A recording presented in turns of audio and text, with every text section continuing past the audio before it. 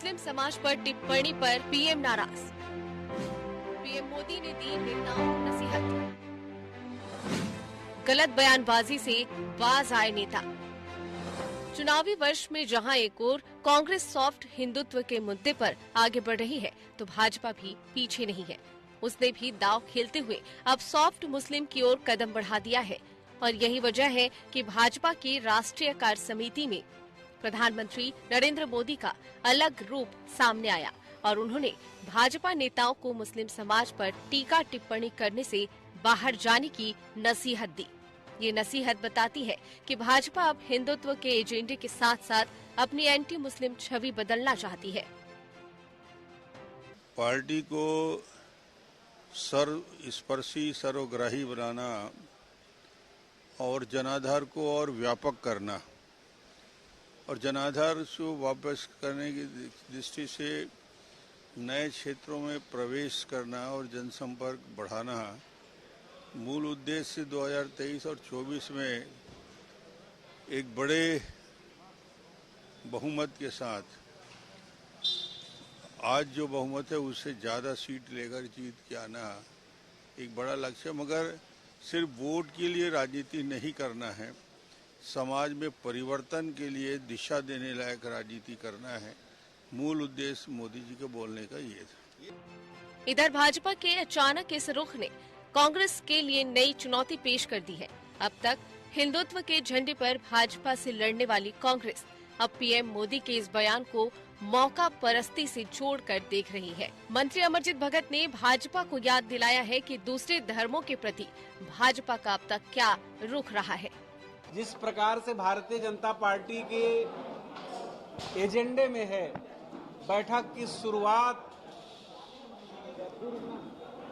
मुस्लिम, Christian, अल्पसंख्यक के विरोध से शुरू होता है और उसी में खत्म होता है। और जब चुनाव आ रहा है तो तुष्टीकरण की राजनीति अपनाते हुए अपने नेताओं को मुस्लिमों के घर में जाने के लिए जो बात कह रहे हैं, मैं बोलना चाहता हूं कि जब देखें तब आप उनको टार्चर करते हैं, उनको प्रताड़ित करते हैं और केवल चुनाव आ रहा है तो आप उनको साधने की बात करेंगे तो कितना फलीभूत होगा।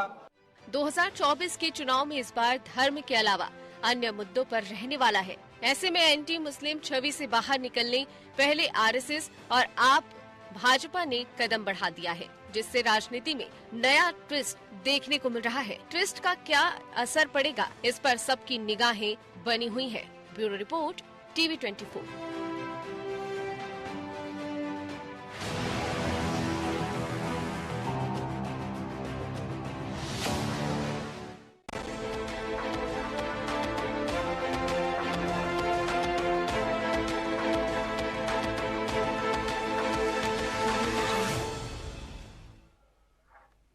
नमस्कार, मैं हूं मोहन तिवारी और आज का मुद्दा है सॉफ्ट मुस्लिम और सॉफ्ट हिंदू के बीच की लड़ाई। जी हां, राजनीति में ऐसा माना जाता है कि सभी धर्मों को साथ में लेकर चला जाए, लेकिन पिछले कुछ सालों से राजनीति ने इस तरीके की करवट बदली है कि राजनीतिक दल एक एक धर्म को लेकर बट से गए हैं। ऐसे में दूसरे धर्म की ओर जाने के लिए राजनीतिक दलों ने सॉफ्ट जो है एजेंडा अपनाया हुआ है और हम कांग्रेस की ओर से इस तरीके के कई कदम देख चुके हैं जिसमें वो सॉफ्ट हिंदुत्व की ओर बढ़ती हुई दिखाई दे रही है। लेकिन भाजपा, जिसे अब तक कट्टर पार्टी माना जाता था, उसने भी अब सॉफ्ट मुस्लिम की तरफ कदम बढ़ा दिया है और ये झलक दिखाई दी कल राष्ट्रीय कार्य समिति की बैठक में, जहां पीएम मोदी ने अपने नेताओं को इस बात की नसीहत दी कि हर बार मुस्लिमों पर कोई टिप्पणी ना की जाए, टिप्पणी करने से बाज आए नेता। ये साफ बताता है कि अब भाजपा भी अपनी राजनीति को बदलना चाहती है। इसका क्या असर होगा, छत्तीसगढ़ में इसका क्या असर होगा, इसी पर आज हमारी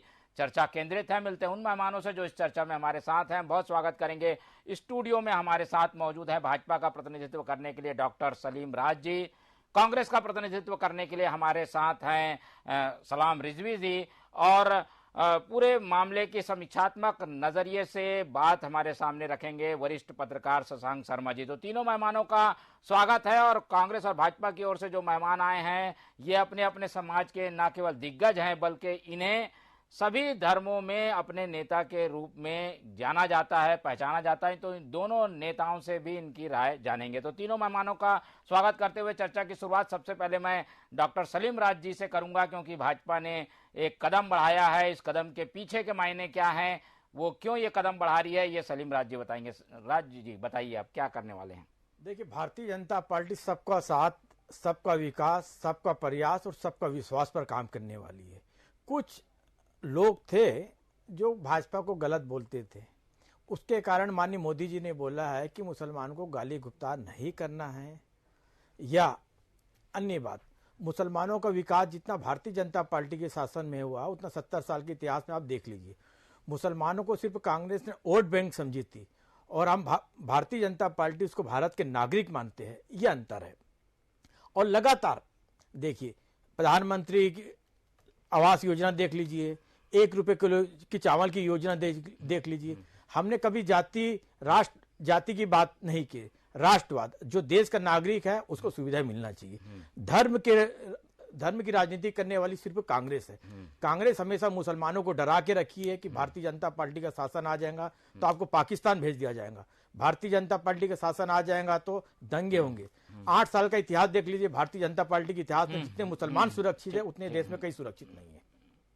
जी बिल्कुल। तो ये एक तरीके से भाजपा ने ये साबित किया है कि वो अब ऐसे कदम उठाना चाहती है जिससे कि किसी समाज को डर और भय का वातावरण ना हो, और जो लोग ऐसे करते हैं उन्हें नसीहत भी दी जाए, उन्हें रोका भी जाए। इस कदम को भाजपा आगे बढ़ा रही है। लेकिन कांग्रेस क्या सोचती है, हम जान लेते हैं। हमारे साथ कांग्रेस के नेता मौजूद हैं, सलीम रिजवी जी, सलाम रिजवी जी, उनसे बात कर लेते हैं। रिजवी साहब, भाजपा तो कदम बढ़ा रही है, मुसलमानों की ओर हाथ बढ़ा रही है, कैसे देखते हैं इसे? मैं सबसे पहले आदरणीय मोदी जी का धन्यवाद दूंगा कि उनके मन में उदारता की भाव मुसलमानों के लिए आई।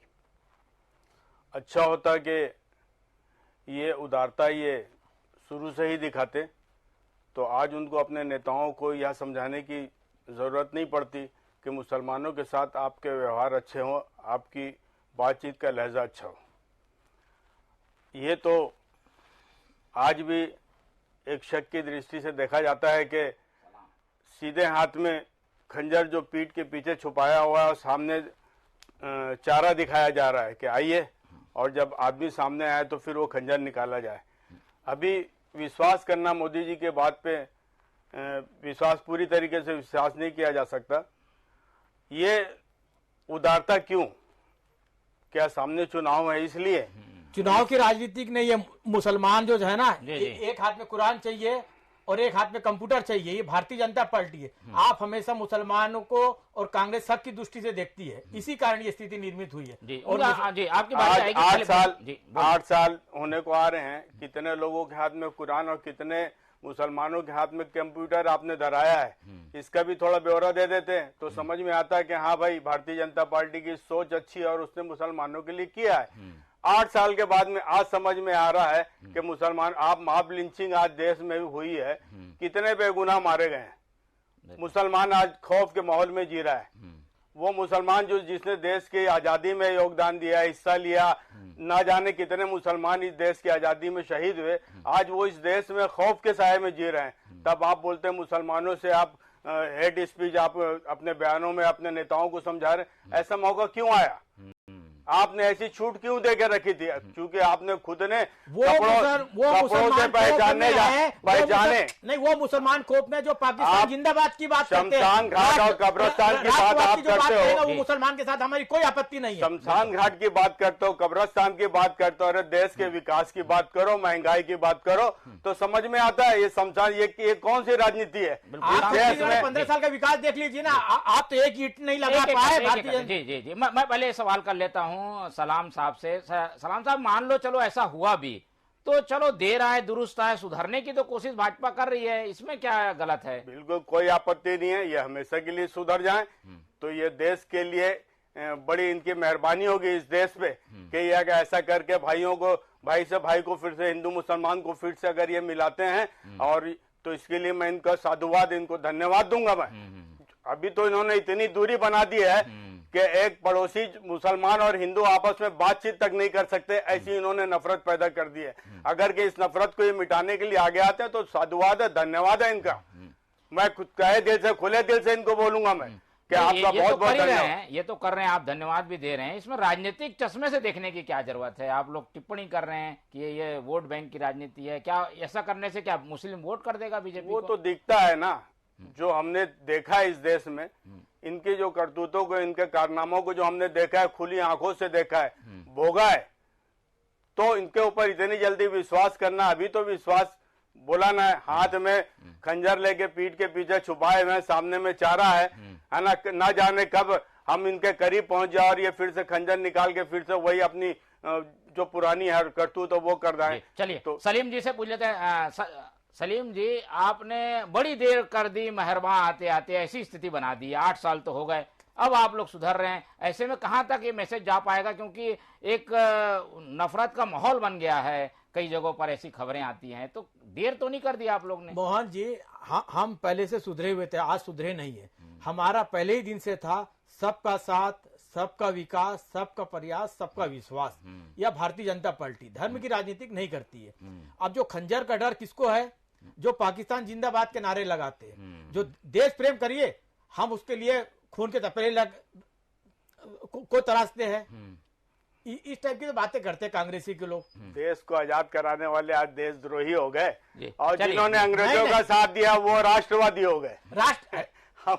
हमको सिखाया जा रहा है कि हम तो विरोध उसका करते हैं ना, की बात कर रहे हो। हम तो विरोध उसका कर रहा है जो पाकिस्तान जिंदाबाद के नारे। हमको क्या पाकिस्तान लेना था? पाकिस्तान चुनाव जीतती है। पाकिस्तान मुर्दाबाद जी, सामने खुले मंच में बोलता हूँ, पाकिस्तान मुर्दाबाद। इससे ज्यादा और मैं क्या बोलूं? देखिए खंजर वाली जो बात आप रख रहा है उसके लिए मैं बोल रहा हूँ। खंजर का डर उसको है जो पाकिस्तान जिंदाबाद के नारे लगाता है। देश देख रहा है, दुनिया देख रही है। नहीं, इसमें कांग्रेसी लोग हमेशा डर भय पैदा करके मुसलमानों को इतना डरा दिए है, उसी का आज गुणगान कर रहे हैं। जी, चलिए हमारे साथ शशांक शर्मा जी भी हैं, उनसे ले लेते हैं सवाल। दोनों पक्षों को आपने सुना। शशांक शर्मा जी, ऐसे में राजनीति नई करवट बदलती हुई दिखाई दे रही है। कांग्रेस का झुकाव हिंदुत्व की ओर, भाजपा का झुकाव मुस्लिमों की ओर।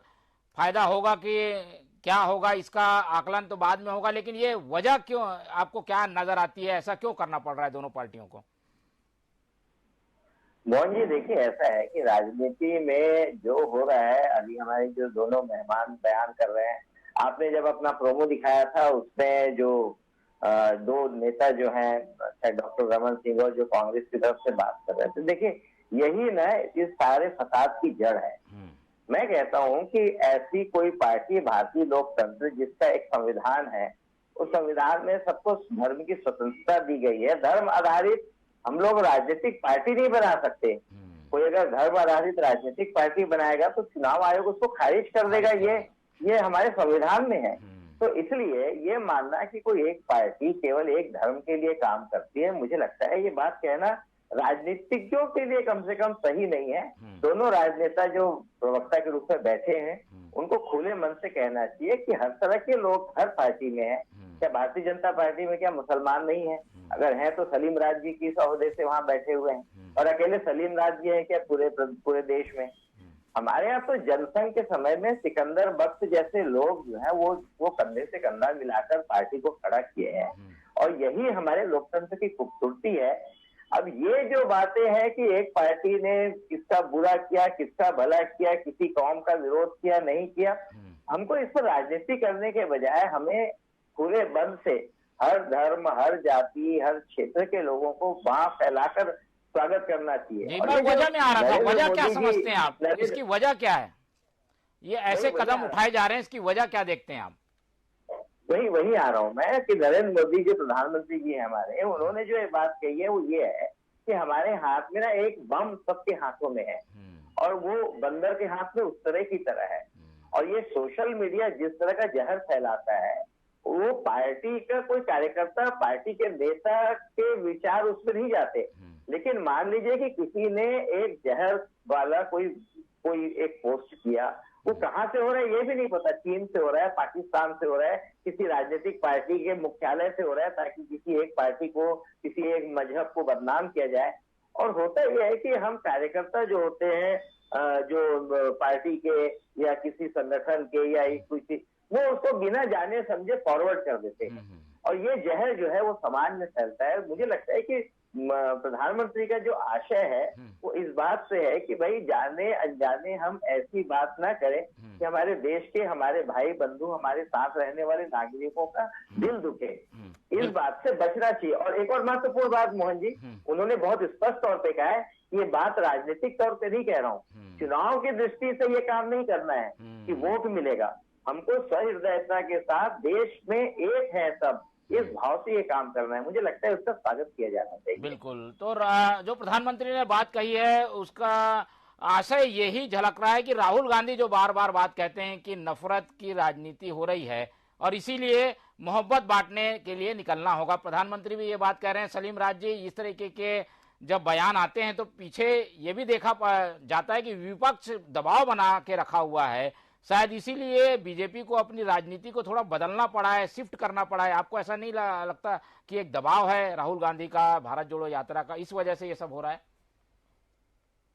सलीम राज जी, देखिए, ना कोई दबाव की राजनीति हो रही है, न हम ना सिर्फ कांग्रेस वोट बैंक समझती है, हम वोट बैंक नहीं समझते हैं। हम जो चाहते हैं कि मुसलमानों का विकास होना चाहिए और धर्म से ऊपर उठकर होना चाहिए। देश है, देश के बाद हमारा धर्म है, हमारी पहचान है। हम हज यात्रा पर जाते हैं तो हमको हिंदुस्तानी बोला जाता है और मुसलमान बोल के इंडोनेशिया क्या है। तो ये क्लियर, कोई दबाव की राजनीति नहीं करी। नफरत की राजनीति कांग्रेस ने करी है, इतिहास आप देख लीजिए। हिंदू मुसलमानों को लड़ाने का काम कांग्रेस ने करी है। भारतीय जनता पार्टी कभी नहीं चाहती और भारतीय जनता पार्टी दबाव में रहती। तो आज अल्पसंख्यक मोर्चा, जब भारतीय जनता पार्टी का गठन हुआ था उस दिन से भारतीय जनता पार्टी अल्पसंख्यक मोर्चा गठन हुआ है और लगातार, जैसे शशांक जी बताया कि पूर्व सिकंदर बग जी थे, आरिफ बेग जी थे, लगातार भारतीय जनता पार्टी ने प्रतिनिधित्व दिया और लगातार मुसलमानों की बात रखी। माननीय मुरली मनोहर जोशी जी के कार्यकाल में मदरसों का आधुनिकीकरण हुआ। मदरसों को ग्रांट देने का काम किसने करी? भारतीय जनता पार्टी ने करी। भारतीय जनता पार्टी कभी विरोध करी है। भाई कांग्रेस जो है सबसे बड़ा जो देश में रोड़ा काम कर रही है वो कांग्रेस कर रही है। जिस दिन कांग्रेस खत्म हो जाएंगी उस दिन हिंदू मुसलमान का भाईचारा कायम हो जाएगा। रिजवी जी इसका अच्छे से जवाब देंगे। क्या ऐसा आरोप सही है क्या रिजवी जी? कांग्रेस ही एक बड़ा रोड़ा है जो कि बांट के रखा है, ये कह रहे हैं राज साहब।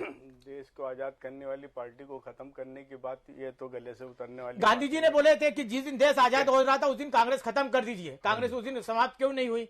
वही कांग्रेस समाप्त हो गई। कांग्रेस को आजाद करने वाले नेता ही इस पार्टी में आए। अरे आजादी के समय कांग्रेस आज तक के वो चल रहे हैं, उसको उस पार्टी को उस समय कोई पार्टी वार्टी नहीं थी साहब। आप गोडसे की पार्टी को आप क्या बोलते सत्ता देना चाहते हो? गोडसे की पार्टी आप क्या बात करते हो? आपको खाली गोडसे किसी को कुछ दिखता ही नहीं है। आपको महात्मा गांधी जी ने बोले थे कि कांग्रेस खत्म हो जाना चाहिए, उस दिन कांग्रेस खत्म नहीं हुई। कांग्रेस खत्म नहीं, कांग्रेस के नेता कांग्रेस पार्टी में रहे। कांग्रेस पार्टी नेहरू जी ने पाकिस्तान अलग किया धर्म के आधार पर, क्या बात करेंगे आप लोग? आपको नेहरू जी से आपको एलर्जी है, आपको इंदिरा गांधी से एलर्जी है, आपको राजीव गांधी से एलर्जी, जो शहीद हुए इस देश के लिए, आपको उनसे एलर्जी है।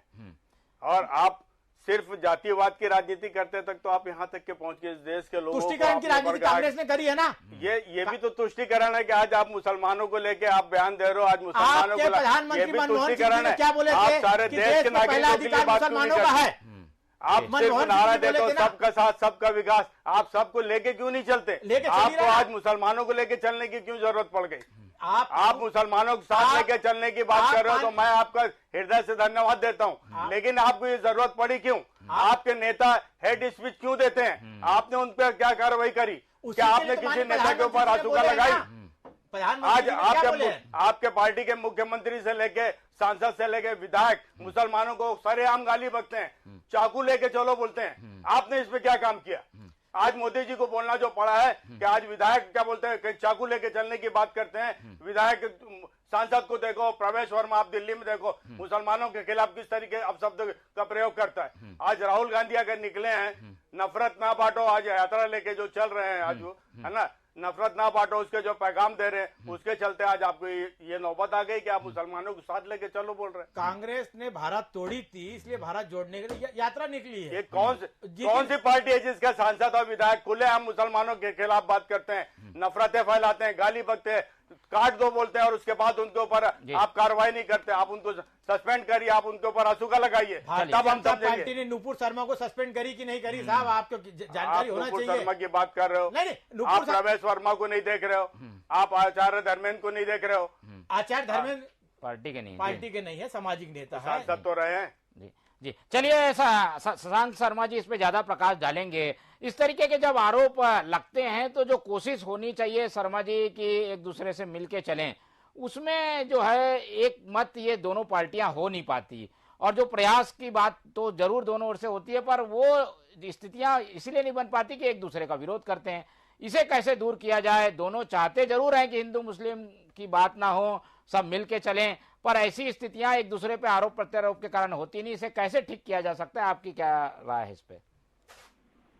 देखिए मोहन जी, ऐसा है कि आज से लगभग 100 साल पहले 1937 में भारत में पहली बार प्रांतों के चुनाव हुए थे।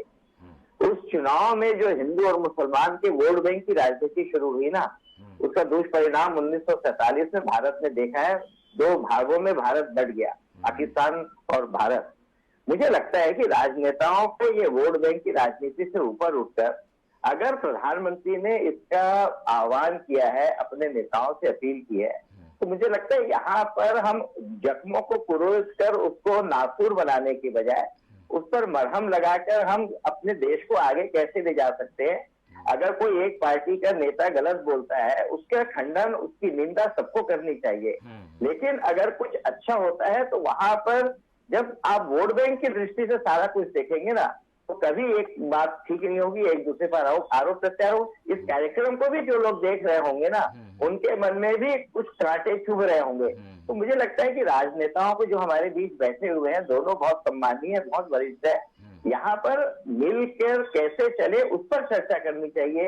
एक दूसरे की कमियों को बताने के बजाय हम आपस में मिलकर कैसे आगे बढ़े। अगर प्रधानमंत्री ने कहा है तो उसको सकारात्मक रूप में कैसे आगे बढ़ा सकते हैं, मुझे इस पर अगर हम बात करेंगे तो ये देश एक होगा, हम मिलकर चलेंगे, और यही हमारे लोकतंत्र और संविधान की खूबसूरती है। जी बिल्कुल, लेकिन इस बात पर इम्प्लीमेंट कितना होगा ये एक एक करके जान लेते हैं। पहले हम सलाम रिजवी साहब के पास चलेंगे। रिजवी साहब, मोदी जी ने कह दिया, क्या लगता है इसका इम्प्लीमेंट होगा? भाजपा मानेगी? कार्यकर्ता तक, जो कि सोशल मीडिया में भी लिखता है, वहां तक ये बात जाएगी और भाजपा थोड़ी सुधर जाएगी, ऐसा आप महसूस करते हैं क्या?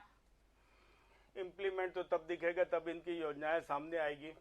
जो पुरानी अल्पसंख्यकों की जो के लिए, मुस्लिमों के लिए जो योजनाएं चल रही है उसमें इजाफा होगा। आज मदरसा बोर्ड को पूरी तरीके से खत्म कर दिया गया है। 2016-17 से ग्रांट आज तक नहीं मिल रहा है, ग्रांट मिलना बंद हो गया। नई योजनाएं कुछ लेके आते हैं अल्पसंख्यकों के लिए, मुस्लिमों के लिए, और इनके नेता हेड स्पीच ही देना बंद कर दें, नफरत फैलाना बंद कर दें, तो हमारे दोनों हाथ इनके लिए बढ़े हुए, हम इनके साथ में खड़े हुए। इस देश के लिए यहाँ का मुसलमान अपनी जान दे सकता है। सिर्फ नफरत का माहौल जो है वो खत्म हो जाए, नफरत फैलाना बंद कर दे, तो मुसलमान किसी एक पार्टी से बंधा नहीं है। अगर कहीं मुसलमान यहाँ पर कांग्रेस को साथ देता है तो कहीं पर वो समाजवादी को भी साथ देता है और कहीं पर भारतीय जनता पार्टी को भी साथ देता है। ये सोचना बिल्कुल गलत है कि मुसलमान कांग्रेस का बंधुआ मजदूर है।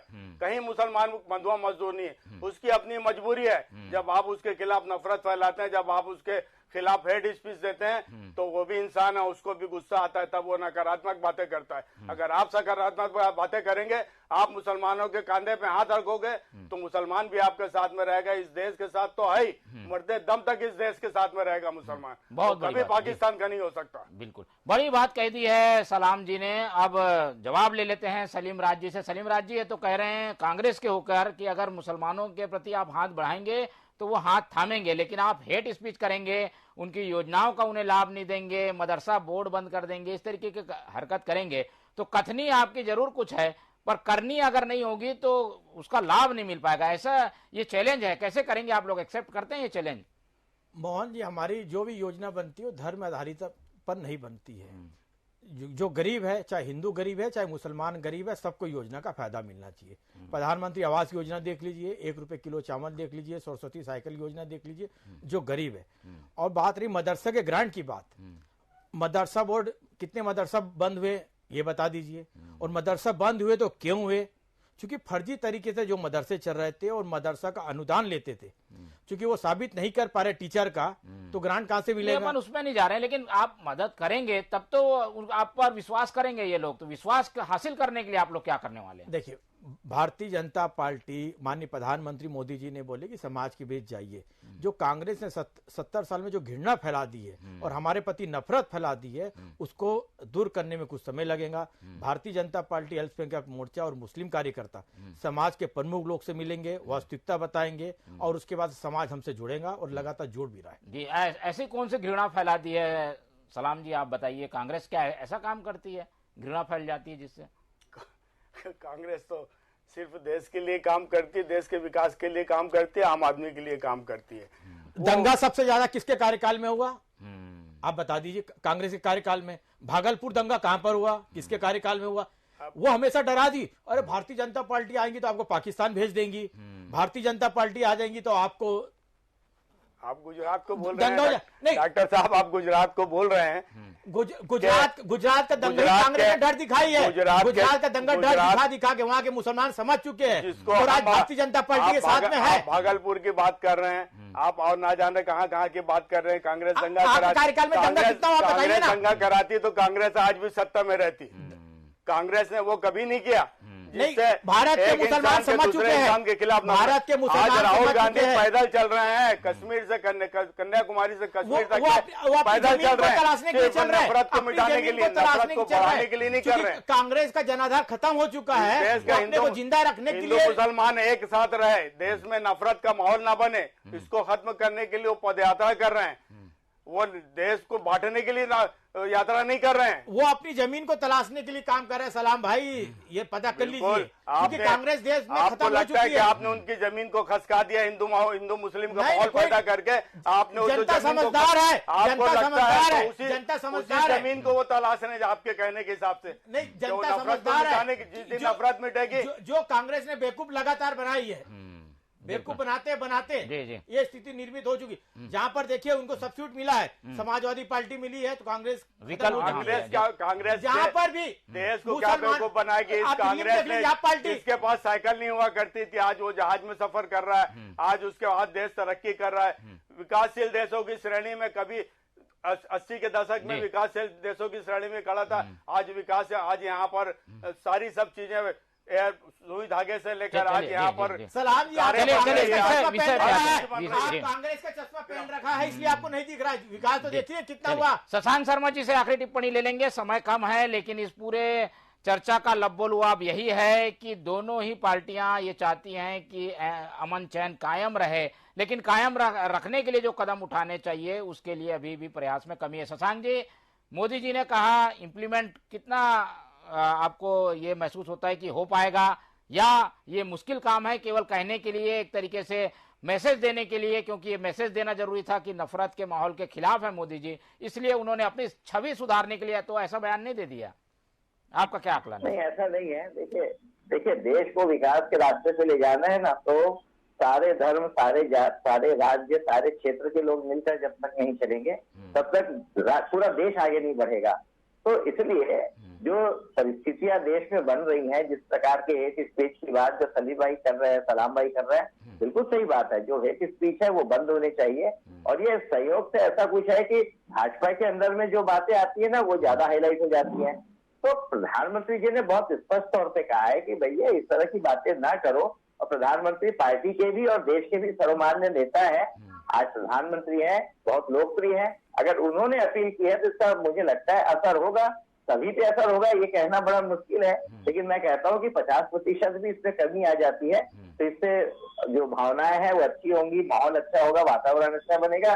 मुझे लगता है राजनीति को अगर दरकिनार करके इस पर विचार करेंगे और इस बात को आगे बढ़ाएंगे और इस पर कुछ काम करेंगे तो ये देश के लिए बहुत अच्छा होगा, हमारे देश की राजनीति के लिए बहुत अच्छा होगा। तो इसी फाइनल नोट पर हम इस चर्चा को आज खत्म करते हैं। हम भी उम्मीद करते हैं कि भारत माता के जो दो बाजू हैं, जिसमें एक तरफ हिंदू एक तरफ मुस्लिम है, वो एक साथ रहें, मजबूत रहें, और वो जितने मजबूत रहेंगे उतना हमारा देश मजबूत होगा। और इसीलिए आपस की लड़ाई छोड़कर सभी दलों को इस संबंध में काम करना होगा, जिससे कि हिंदू मुस्लिम एकता और बेहतर हो और जो नफरत का बाजार है वो खत्म हो, मोहब्बत की दुकानें चलती रहे। तो इस चर्चा को आज हम यहीं खत्म करते हैं। हमारे साथ जो मेहमान जुड़े उन सबका बहुत बहुत धन्यवाद।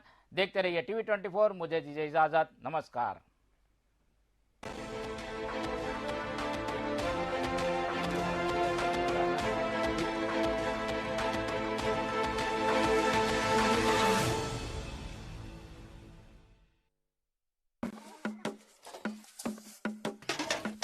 धान के 2500 मिला थे। आते साथ कर्जा माफी करी से।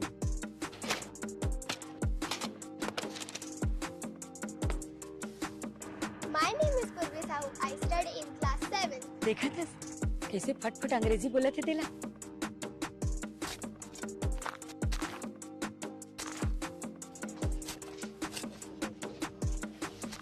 गोबर बेच के पैसा कमाता हूँ।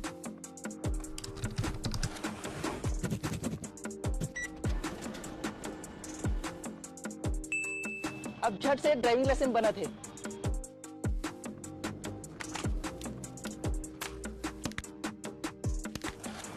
आधे से कम कीमत में दवाई मिला थे।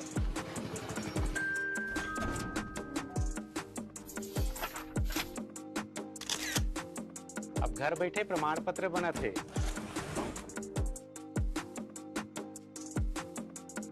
अब मोर पास भी रोजगार है। ट्रैक्टर, माटी तेल, चावल सब मिलत है। मोर लइका है सुपोषित हो गए। लइका के संग महतारी घलो सुपोषित हो गए। और मंत्री भी गाड़ी भेजते हमारा अच्छा से इलाज पानी हुआ थे और पैसा भी बच जाते।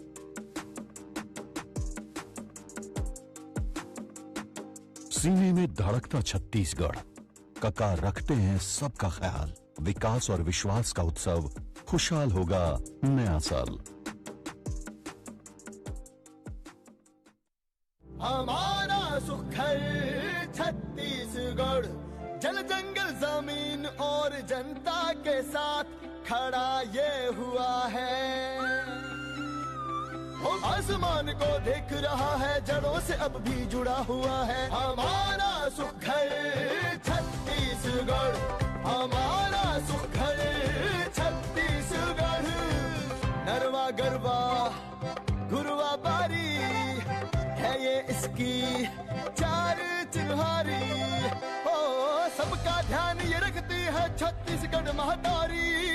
कोख में पाले लोहा हीरा पत्थर है छत्तीसगढ़। हमारा सुखर छत्तीसगढ़। नदियाँ घाटी झील और झरने, कितने मंदिर धाम यहाँ। इसके वन में पग पग होकर गुजरे हैं प्रभु राम यहाँ। दुर्ग पहाड़ों पर लिखे हैं वैभव के सब नाम यहाँ। देश के नक्शे में देखो तो छत्तीसगढ़िया शान है ये। वन वनवासी खान पान और रहन सहन पहचान है ये। सबका पेट जो भर देता है एक कटोरा धान है ये। धरती का ये सबसे सुंदर चित्र, हमारा सुखर छत्तीसगढ़। हमारा सुखर